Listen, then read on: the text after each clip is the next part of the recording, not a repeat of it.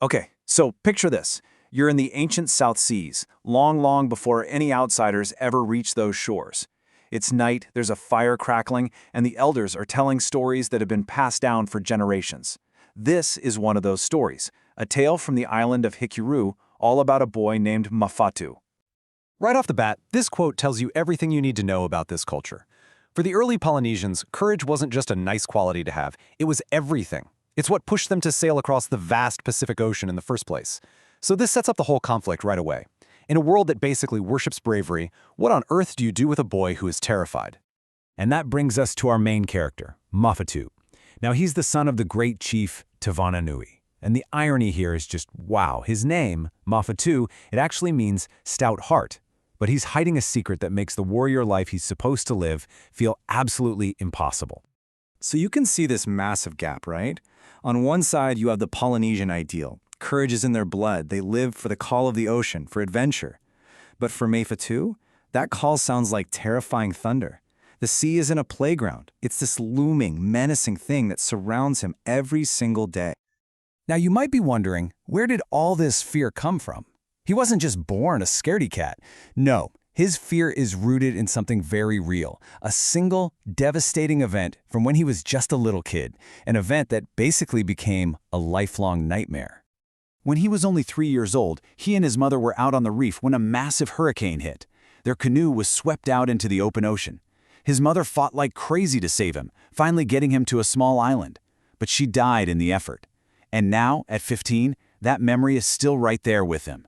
It's an eternal threat, whispering in his ear, haunting his dreams.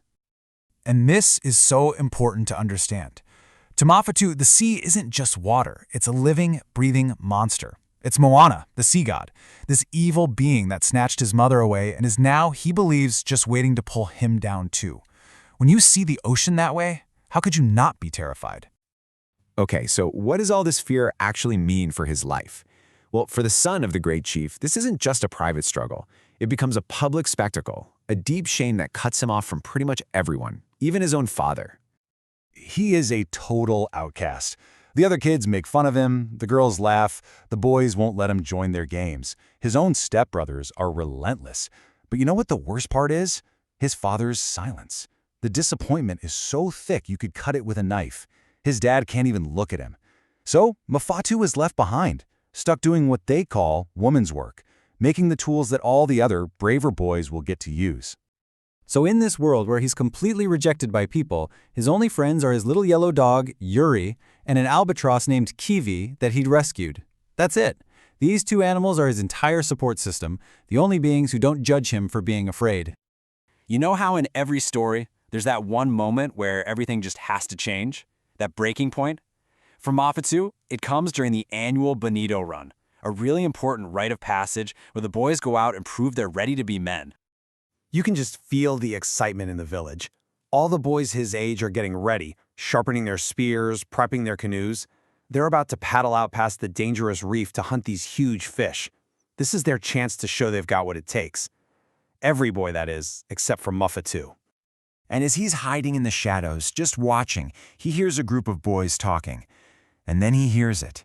It's the voice of Kana, the one kid who had ever been even a little bit nice to him, and he says the one thing Mafatu has always feared. It's one thing to feel like a coward, but to hear it from your one and only friend, that's the final blow. And what's so brutal about this is that Kana's words weren't just a mean comment. They were a verdict. He was saying out loud what everyone, including Mafatu's own father, was already thinking. The label was now official. He was the boy who was afraid. And that's it. Something inside him just snaps. He can't live with this shame for one more second. And right there, he makes a choice. He's going to face the one thing that terrifies him most.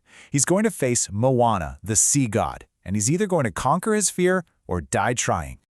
So he makes this vow to himself, a serious life-or-death promise. He's not just going to paddle around. He's got a real plan. He's going to sail south by himself, find some other island, and survive. And he swears he will never, ever come back home until he can do it with his head held high. And just like that, all that fear turns into pure action. He grabs a few supplies, calls his dog Yuri, and under the cover of darkness, he pushes a canoe out into the water. As he paddles toward the sound of the reef, that thundering roar that's been the soundtrack to his nightmares, he starts to hesitate. But then he hears Kana's voice in his head again. Mafatu is a coward, and that shame becomes the fuel that sends him right out into the open ocean. So just as he finally breaks through that terrifying reef and into the huge open sea, he looks up, and he's not alone. It's Kiwi, his albatross, circling high above him. And then the bird starts flying ahead, like a guide, leading him out into the great unknown.